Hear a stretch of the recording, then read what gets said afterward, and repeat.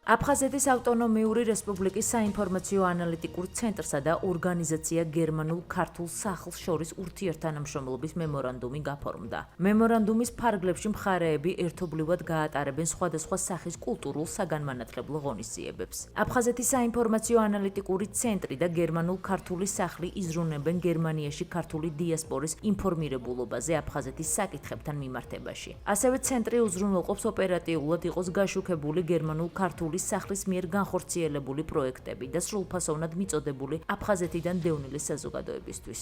დღეს აფხაზეთის საინფორმაციო ანალიტიკურმა ცენტრმა ურთიერთთანამშრომლობის მემორანდუმი გააფორმა გერმანულ-ქართულ სახლთან. ჩვენთვის მაგაც სასიხარულო ფაქტია, რომ აღნიშნულ ორგანიზაციას, რომლის სათაო ოფისიც ჰანოვერში მდებარეობს, ხელმძღვანელობს სოხუმელი ნინო ციბაძე.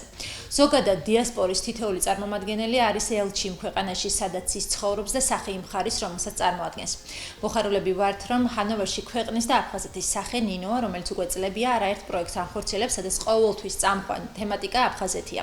როგორ შეიძლება ასეთ ორგანიზაციას მხარე არ დაუჭიროს და ყველა წამოწყებაში გვერდით არ ედგეს აფხაზეთის საინფორმაციო ანალიტიკური ცენტრი. შესაბამისად, ძალიან ლოგიკური მგონია მემორანდუმი, რომელიც დღეს გაფორმდა. ყველა ის პროექტი, რომელსაც ქალბატონი ნინო და ზოგადად გერმანულ-ქართული სახლი ახორციელებს, ოპერატიულად უნდა იყოს გაშუქებული და სრულფასოვნად მიწოდებული მოსახლეობისთვის, განსაკუთრებით აფხაზეთიდან დევნილი საზოგადოებისთვის.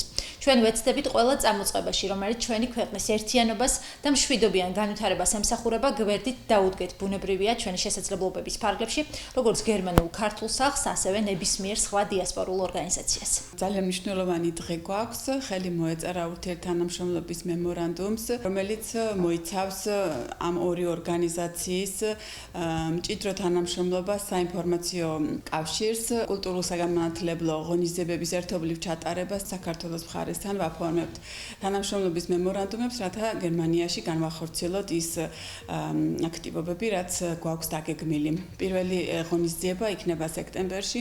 ეს უკავშირდება აფხაზეთის დაცემის 30 წლის თავს.